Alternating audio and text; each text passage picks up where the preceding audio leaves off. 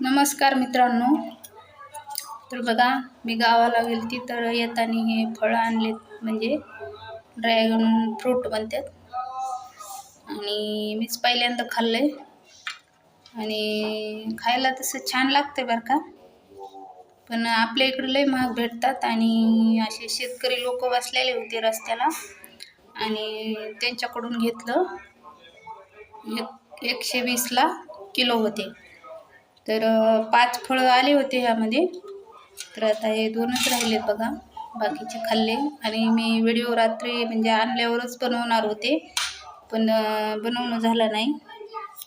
तर बघा असे आणि एकदम ताजे फळं आहेत बरं का. हे छान आहेत, एकदम मस्त, खायला पण छान लागतात.